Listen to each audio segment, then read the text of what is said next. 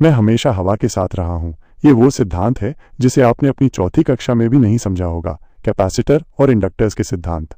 अगर भौतिकी के शिक्षक ने इसे इस तरह पढ़ाया होता तो आप बहुत पहले ही सिंघुआ और पेकिंग विश्वविद्यालय में पहुंच गए होते। वे सर्किट में दुष्ट जुड़वां बच्चों की तरह हैं, जिनकी कार्यक्षमता बेहद समान है लेकिन व्यक्तित्व विपरीत हैं। सबसे पहले कैपेसिटर। इसकी संरचना वास्तव में बहुत सरल है। दो धातु कंडक्टरों के बीच एक इंसुलेटर। जब हम इनपुट सर्किट को स्विच के रूप में बंद करते हैं तो इलेक्ट्रॉन बैटरी के नकारात्मक टर्मिनल से सकारात्मक टर्मिनल तक प्रवाहित होते हैं। शोधकर्ता बीच के इंसुलेटर पर शोध कर रहे हैं जो लाइन को काटता है। इस बिंदु पर इलेक्ट्रॉनिक घटक नीचे की एल्यूमीनियम शीट पर जमा हो जाएंगे और एल्यूमीनियम शीट की कार्रवाई के कारण इलेक्ट्रॉनिक घटक अपनी विद्युत क्षेत्र को खो देंगे।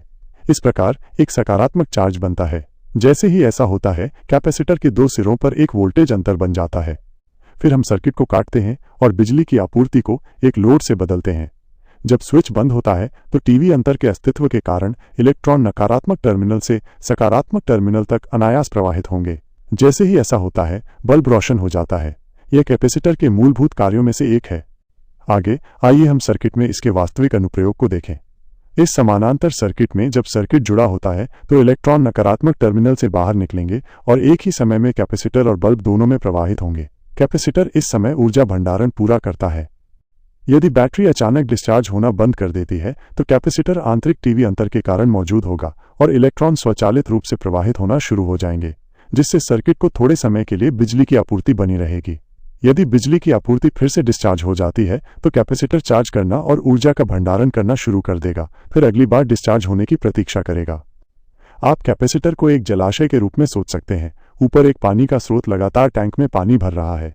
यदि पानी का दबाव अचानक अस्थिर हो जाता है या कट जाता है तो टैंक में संग्रहित पानी अभी भी नीचे के आउटलेट पर पानी के प्रवाह को थोड़ी देर के लिए बनाए रख सकता है। पानी के टैंक में स्थिर पानी के दबाव की तरह कैपेसिटर का वोल्टेज इतना स्थिर होता है और इंडक्टर में भी वही कार्य है। इसकी मुख्य संरचना एक कॉइल का एक खंड है। यहाँ हम विद्युत चुंबकीय प्रेरण के नियम की समीक्षा करते हैं। जब एक चुंबक कॉइल के पास आगे और पीछे चलता है तो कॉइल लगातार चुंबकीय प्रवाह रेखाओं को काटता है। चुंबकीय प्रवाह में परिवर्तन कॉइल में एक इलेक्ट्रोमोटिव बल को प्रेरित करेगा, जिससे एक धारा उत्पन्न होगी। चुंबकीय क्षेत्र के आकार में परिवर्तन भी चुंबकीय प्रवाह को अनुदैर्ध्य रूप से बदल सकता है। इतना ही नहीं, यह भी एक धारा को प्रेरित करेगा। हम इंडक्टर के वास्तविक अनुप्रयोग को देख सकते हैं। इस सर्किट में जब स्विच बंद होता है तो धारा एक ही समय में इंडक्टर और बल्ब दोनों में प्रवाहित होती है। शुरुआत में इंडक्टर के माध्यम से धारा धीमी गति से प्रवाहित होती है। ऐसा इसलिए है क्योंकि जब धारा कॉइल में प्रवेश करती है तो यह एक विपरीत चुंबकीय क्षेत्र उत्पन्न करती है, जिससे प्रतिरोध बनता है। लेकिन जब धारा अपने चरम पर पहुंच जाती है तो यह प्रतिरोध पूरी तरह से समाप्त हो जाएगा। इस समय इंडक्टर का प्रतिरोध लोड खंड से छोटा होगा। धारा पानी के प्रवाह की तरह होती है जो छोटे प्रतिरोध वाले मार्ग से होकर इंडक्टर की लाइन से बिजली की आपूर्ति में वापस जाती है। अब हम स्विच को फिर से काटते हैं। जैसे ही धारा टूटती है, इंडक्टर के अंदर का चुंबकीय क्षेत्र काटना शुरू कर देता है।